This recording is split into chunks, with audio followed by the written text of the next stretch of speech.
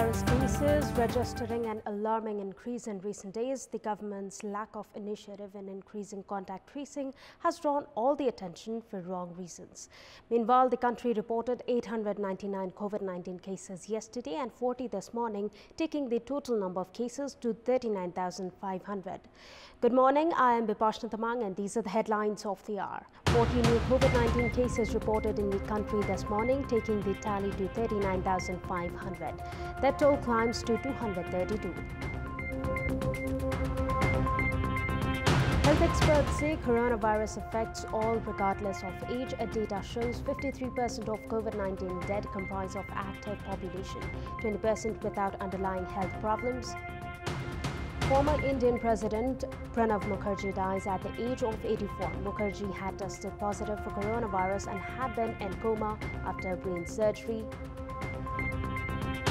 And world number one Novak Djokovic defeats Damir Zumhur in the first round of the US Open in straight sets. American teenager Coco Gauff crashes out. The COVID-19 death tally in the country has climbed to 232 as 4 more deaths were confirmed this morning. A 65-year-old male from Siraha Mirchaya 6 succumbed to COVID-19 last night at BP Koirala Health Science Academy in Dharan. Likewise, 3 individuals died from COVID-19 at Bharatpur Hospital in Chitwan last night. The deceased are a 65-year-old male and an 18-year-old female from Bharatpur Metropolitan City and a 55-year-old female from Khairahani Metropolis. Meanwhile, the national infection tally has reached 39,500 with the addition of 40 new COVID-19 cases this morning. 20 cases each were confirmed from Chitwan and Dhulikhel this morning. The swab samples were sent to Dhulikhel from Chitwan following the overwhelming number of swab samples in Bharatpur Hospital. Among the newly infected, 35 individuals are from Chitwan and 1 each from Novalparasi East, Kailali, Parsa, Acham and Rohtahat. Meanwhile, 899 COVID-19 cases were reported yesterday. The Kathmandu Valley once again reported the highest 298 new COVID-19 cases yesterday. 190 cases were reported in Kathmandu district alone, while 67 cases were registered in Lalitpur and 41 in Bhaktapur.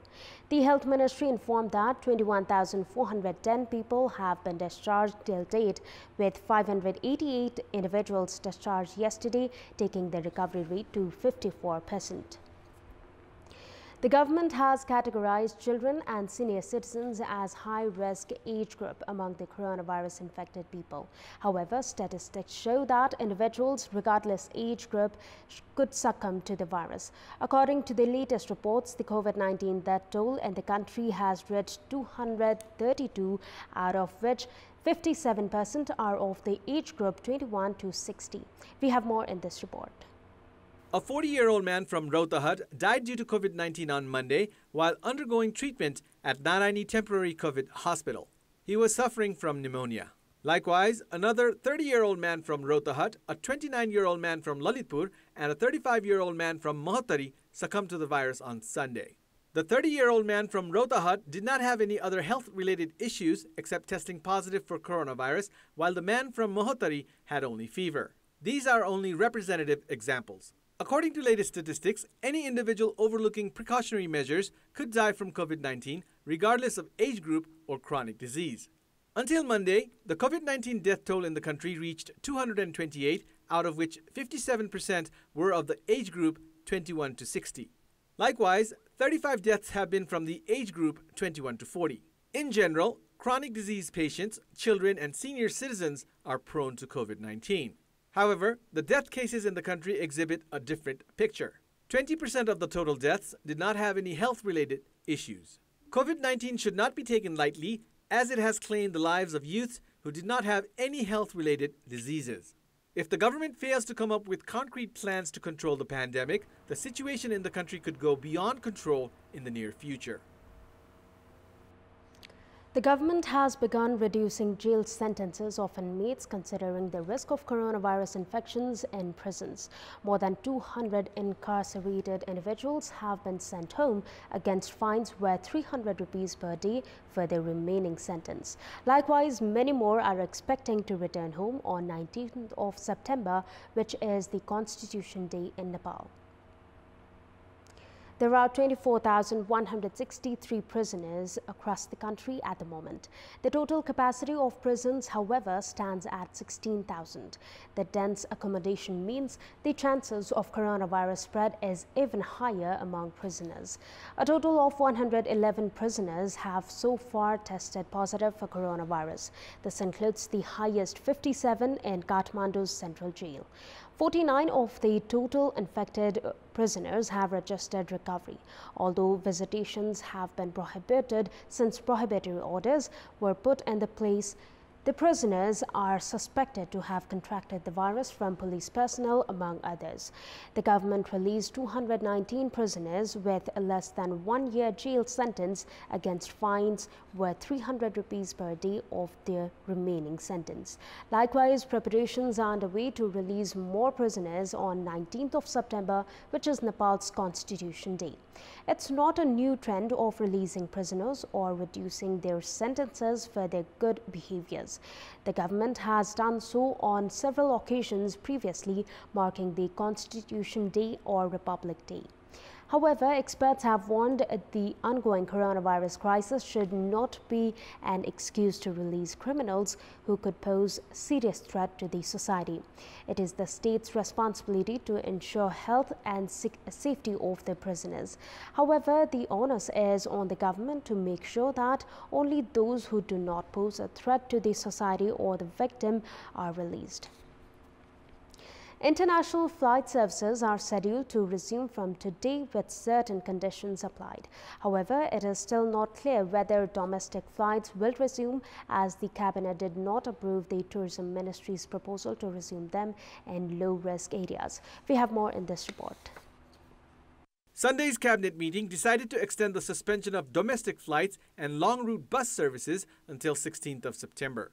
However, the government had already decided to resume international flights from Tuesday, allowing airline companies from Malaysia, UAE, South Korea, Japan, Thailand, China, and Hong Kong, among other countries, to operate their flight services with conditions applied. Meanwhile, the cabinet disagreed on the Tourism Ministry's proposal to start domestic flight services in low-risk mountainous and hilly areas, including Lukla, Jomsom, Simikot, Gumgari, Ramechhap, Taplejung, and Pokhara. Given the scenario, it is still not clear when domestic flights will be allowed to resume. सुरक्षाका मापदण्डहरू apply गरेर occupancy चाहिँ 100% नै गर्नुपर्छ। त्यो भयो भने चाहिँ जुन अहिले भाडा दर छ त्यसैमा उहाँले उडाउन सक्नुहुन्छ। जहाजको अकुपेन्सीमा चाहिँ हामीले नेपाल गभर्नमेन्टले अथवा प्राधिकरणले रोक लगायो भने अवश्य भाडा बढ्छ। त्यसकारण त्यसतर्फ पनि नेपाल गभर्नमेन्टले छलफल गरिराख्नु भएको छ। यो भन्दा बढेन भने मलाई लाग्छ दशैं भन्दा पहिला अन्तर्राष्ट्रिय त खुल्छ नै खुल्छ, डोमेस्टिक पनि खुल्छ। Domestic flights have been suspended since 24th of March, increasing losses of airline companies, forcing them to lay off employees. The Tourism Ministry, however, has not held any discussions with private sectors in this regard. The ministry is in favor of resuming domestic flights by following precautionary measures as major festivals are nearing, saying that many sectors in the mountainous and hilly regions and a few sectors in the Tarai region have less infection rates. CCMC या चाहिँ नि उच्च संयन्त्र यसको विज्ञ हो कि होइन यस विषयमा थाहा छ कि छैन, उडान कसरी चलाउने भन्ने कुरा प्राधिकरण र हामीसँग पनि सम्पर्क हुनु पर्थ्यो, हामीले पनि त्यसको तर्क वितर्क गर्न पाउनु पर्थ्यो, त्यो चाहिँ अहिलेसम्म भएको छैन। Resuming domestic flights is not only for people to take part in the festivals, but also for those who return from abroad using international flights. Experts opine that resuming domestic flights based on the risk would be more relevant than suspending them for a long period of time. Welcome back. Diplomatic ties between Nepal and India have turned sour since more than a year due to the dispute on Nepal's regions in Lupu Lake and Limpiathura. In November last year, the government of India released a political map which included Nepalese territories. Likewise, the Indian government also constructed a road link to China through Lupu Lake. The Nepal-India conflict further escalated when Nepal issued its own map including the encroached lands. Since then, the Indian government has not responded to Nepal's attempt for a dialogue to resolve the issue. Prime ministers of both the countries held a telephone conversation recently, and the Nepal-India Joint Coordination Network too held a meeting, but to no avail. In this context, Kantipur television had a conversation with foreign affairs expert Nishchal Nath Pandey and an analyst Tika Dhakal on the need of the hour and the path that Nepal needs to take to address the pending issues.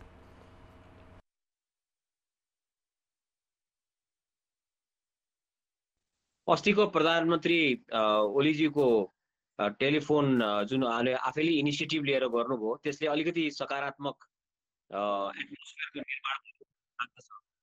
अहिले महामारीको कारणले physical थप चुनौती रहे तापनि सेप्टेम्बरको तेस्रो सातामा हुन लागिरहेको सार्क विदेश मन्त्री स्तरीय भर्चुअल मिटिङले पनि एउटा चाहिँ नि यो क्षेत्र अब आपत्ति असमझदारीलाई पछाडि छोडेर महामारी को चुनौतीलाई यो चाहिँ युनाइटेडली एउटा जुट्नलाई चाहिँ अब यो क्षेत्र जान लागिरहेको छ भन्ने सन्देश पनि प्रभाव भएको छ। डिप्लोमेटिक प्लेजेन्ट्रीहरूको आदान प्रदान भयो र सँगसँगै नेपालका तर्फबाट अब हाम्रा बीचमा भएका बाइलेटरल मुद्दाहरूलाई चाहिँ टुङ्ग्याएर जाउँ, समस्याहरू छन् ती समस्याहरूको स्वीकारोक्ति गरौँ र यसलाई टुङ्ग्याएर जाउँ भन्ने ठाउँमा कुरा पुगेको छ।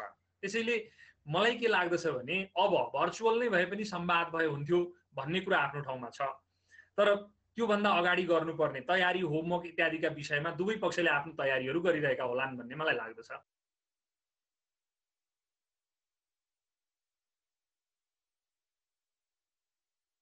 नेपाल भारत सम्बन्ध र नेपालको कुनै पनि मुलुकसितको सम्बन्धलाई अहिले चाहिँ हामी दुर्घटनातिर लग्नै सक्दैनौँ। अहिले हामी वी क्यानट अफोर्ड। त्यसै कारणले यसमा चाहिँ नि सिरियसली हाम्रो पनि यसमा चाहिँ हितमा छ र भारतको पनि हितमा छ कि अहिले यो आपसी संवादबाट आफ्ना भएका मनोमालिन्यलाई यही समाधानको बाटोतिर लैजानु अब चाहिँ एकदमै आवश्यक भइसकेको छ। बाइलेटरल रिलेसनका हाम्रा द्विपक्षीय सम्बन्धका अन्य मुद्दामा कुराकानी भइरहेका छन्, विकास आयोजना सम्बन्धी वार्ता भइरहेको छ, हाम्रो वाणिज्य सम्बन्धी वार्ताहरू भइरहेका छन् हैन। अनि दिल्ली र काठमाडौँमा भएका सम्बन्धित देशका राजदूतहरूले आफ्नो ढङ्गले प्रयत्न गरिराखेका छन्। त्यसैले अब मलाई के लाग्छ भने सबैको जोड चाहिँ नि सीमा सम्बन्धी वार्तामा गएर टुङ्गिनुपर्छ र यसले नेपाल र भारतको सम्बन्धलाई एउटा नयाँ चरणमा लैजान्छ। In our Public Voice segment, we had asked the locals in Surkhet district, why has the government remained indifferent towards rehabilitating families displaced by floods and landslides? Let's take a look at what they had to say. Public Voice. अहिले त corona आयो, 2071 सालमा कुनै corona थिएन। त्यति बेलादेखिका मान्छे अहिले पनि हाम्रो सुर्खेतको गिरिघाट नजिकैको महिला विकासमा हामीले देख्न सक्छौं व्यवस्थित हुन सकेको देखिएको छैन। धेरै वर्ष भइसक्यो, अहिलेसम्म खै के हेरेको छ, केही पनि हेरेको पनि छैन। जसरी केन्द्रदेखि स्थानीय तहसम्म तीन तहको सरकारले सबैसँग लिस्ट छ, जानी जानी पनि भ्रष्ट र एकदमै नालायक किसिमको काम गरिन्छ।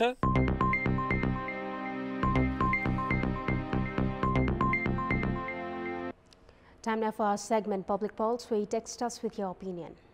Public Pulse. And here's the question: what should be done to preserve original games? Your options are option A, raise investment, option B, regular tournaments, and option C, expand games. The voting is on. Type any WS, select your option A, B or C and send it to 34001 to share your opinion with us.